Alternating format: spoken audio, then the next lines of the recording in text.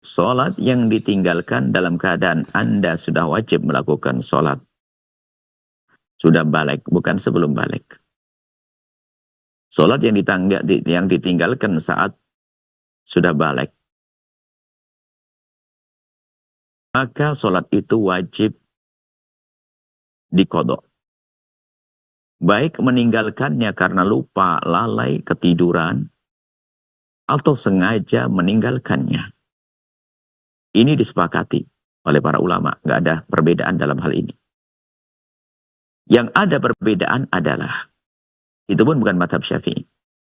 Jika ada seseorang sengaja meninggalkan sholat, maka tidak ada qadha baginya, karena dia sudah kurang ajar. Nah ini. Tapi tidak bisa kita pakai ini, apapun bentuknya. Orang yang meninggalkan sholat dengan sengaja atau tidak sengaja, itu jadi utang baginya. Itu utang jadi utang baginya. Dan ini disepakati, ini sudah kalau orang punya hutang sholat, sudah punya. Man nama an sholatin falisalli ma tastaiqat.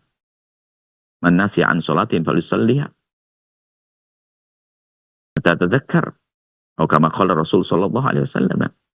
Kalau kita lupa meninggalkan sholat, maka sholatlah di saat dia ingat.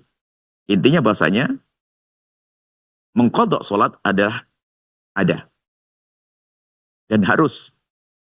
Cuma nanti perbedaannya lagi adalah, dibahas oleh para ulama, cara meninggalkannya. Jika dia di saat meninggalkannya adalah dengan sengaja meninggalkannya tadi, maka dia wajib mengqadha fauran. Seketika itu juga, segera dibayar. Tapi kalau meninggalkannya karena dia tidak mengerti, lupa dan sebagainya, maka boleh dicicil kapan saja. Nah ternyata yang meninggalkan, mungkin saya disuruh sholat, nggak mau. Maka nanti wajib mengqadha segera. Akan tapi jika ini pun juga masih bukan tidak bisa ditawar lah. Artinya begini, jika ada orang memang bandel, saya dulu setiap disuruh sholat nggak mau. Sampai 2 tahun, saya nggak mau sholat. Tapi setelah itu baru saya sadar, ternyata saya salah. Berarti 2 tahun waktu meninggalkan sholat dalam keadaan dia sengaja meninggalkan sholat. Kalau bahasa fikihnya kan wajib mengqadha fauran, spontan.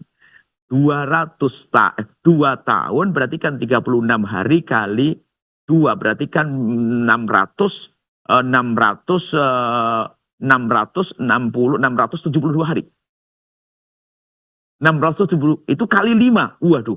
Berarti sholatnya berapa jam? Kelenger, nyungsep, mungkin langsung pingsan setelah itu. Tapi bahasa PK-nya semacam itu. Kemudian, apakah ya memang harus begitu? Kalau mampu. Kalau tidak mampu, baru nanti setelah itu ya sudahlah. Yang penting diqadha, dicicil deh, kan begitu ya. Nah, itu kalau orang meninggalkannya karena melanggar tadi. Tetap cicilan itu harus. Tapi yang meninggalkan sholatnya adalah karena tidur dan sebagainya, suka-suka dia. Asalkan dia tidak menduga bahasanya besok bakal mati, maka dia boleh menunda sampai besok. Tapi kalau dia katakan, besok kamu akan mati, maka dia harus segera melakukan saat ini. Gimana tahu besok akan mati? Akan dikisos misalnya. Berarti beresin utangmu dulu sebelum dikisos. Misalnya, ini gambaran dalam bahasa fikihnya. Yang jelas, sudahlah. Anda usah kemana-mana. Ada, jangan dengar omongan orang yang mengatakan tidak wajib. Cukup dengan sholat sunnah yang lainnya. Oh tidak. Selagi Anda punya utang, Anda qadha. Yang bertahun-tahun, sama, tetap diqadha.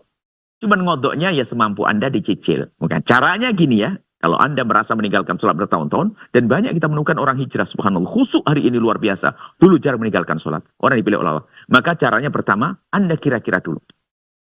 Berapa sholat yang Anda tinggalkan? Supaya Anda ketemu judulnya.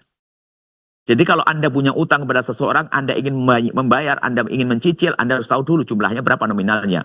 Kalau tidak jelas nominalnya, Anda nggak akan ketemu ujungnya. Dianggap tidak bayar utang, nggak selesai-selesai. Anda stres. Maka Anda kira-kira, saya meninggalkan sholat mulai umur 16 tahun.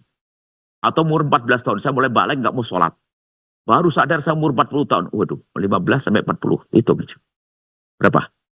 25 tahun. 25 tahun. Wah, 25 tahun Anda hitung. Berarti 25 tahun saya tidak pernah sholat. Oke, gimana cara mengqadhanya? Ya sudahlah. Bismillah karena Allah, ya, dicicil pelan-pelan. Habis sholat duhur, duhuran lagi. Habis sholat asar, asaran lagi. Habis sholat maghrib, maghriban lagi, nyantai. Mendahulukan sholat fardunya. Nanti kapan kebayar lengkap? Ya pas 25 tahun, berarti lumayan. 40 tahun tambah 25, 65 tahun sudah lunas. Atau pas Ramadan deh saya jadikan Ramadan qadha. Anda hitung mulai Ramadan hari pertama saya qadha, cicil seenaknya, sesuka hati. Nah, duhur tidak harus dikodok waktu duhur. Duhur bisa dikodok di waktu malam, boleh, bebas. Bayar utang itu bebas. Yang jelas Anda harus bayar utang.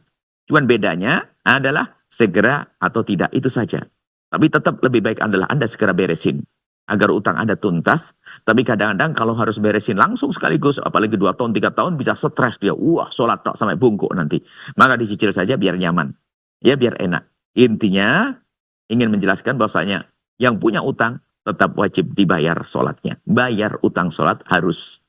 Ini adalah hampir disepakati para ulama.